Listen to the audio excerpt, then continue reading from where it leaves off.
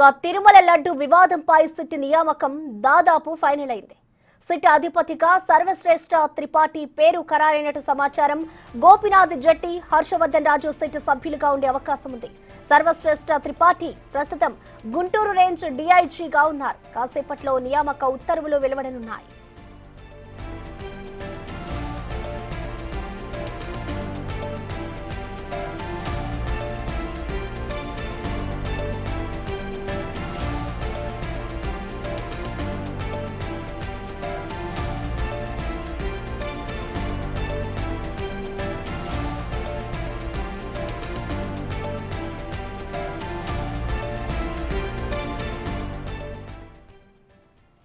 దీనికి సంబంధించిన మరింత సమాచారాన్ని మా ప్రతినిధి శివ అందిస్తారు. శివ, చెప్పండి, ఏదైతే తిరుమల తిరుపతి లడ్డు వివాదం ఉందో దీనికి సంబంధించి సిట్ ని చంద్రబాబు నాయుడు ఏర్పాటు చేసినట్టు తెలుస్తోంది.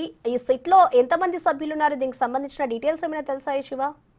మొత్తమే చూసుకుంటే సిట్ ఏర్పాటుకు సంబంధించి ఏపీ ప్రభుత్వం శరవేగంగా కూడా పావులు కదుపుతుంది. 2 రోజుల క్రితం సీఎం సిట్ ఏర్పాటు చేస్తున్నట్లు ప్రకటించిన నేపథ్యంలో సిట్ డీజీపీగా గోపీనాథ్ జెట్టిని నియమించాలని చెప్పి కూడా ప్రభుత్వం భావిస్తా ఉంది. ప్రస్తుతమైన విశాఖపట్నానికి సంబంధించి కూడా రేంజ్ ఐజీగా డిఐజీగా ఉన్నారు. ఆయన్ని సిట్ సంబంధించి మెయిన్ డీజీగా నియమించాలని చెప్పి ప్రభుత్వం ఆలోచన చేస్తా ఉంది. ఐజీ ప్లస్ చీఫ్ గా సర్వశ్రేష్ఠ త్రిపాఠి ప్రస్తుతమైన గుంటూరు రేంజ్ ఐజీగా కొనసాగుతున్నారు. ఈయనకు సంబంధించి కూడా ఈ సిట్ ఏదైతే కల్తీ నెయ్యి వ్యవహారానికి సంబంధించి సమగ్రమైన బాధ్యత, అలాగే దీనికి సంబంధించిన పూర్తి స్థాయి బాధ్యతలు కూడా ఈయనపై కూడా నింపారు. దీనికి సంబంధించి ఏదైతే కల్తీ నెయ్యి వ్యవహారానికి సంబంధించి ఐఓగా త్రిపాఠిని నియమిస్తూ ప్రభుత్వం కొద్దిసేపట్లోనే ఉత్తర్వులు జారీ చేయబోతా ఉంది. అలాగే సిట్ ఎస్పీగా కడప జిల్లా హర్షవర్ధన్ రాజుని నియమించే అవకాశాలు కనిపిస్తున్నాయి.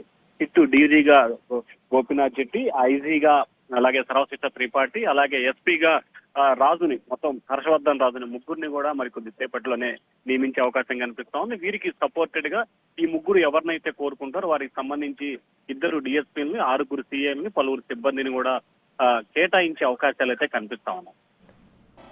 Right, thank you Shiva.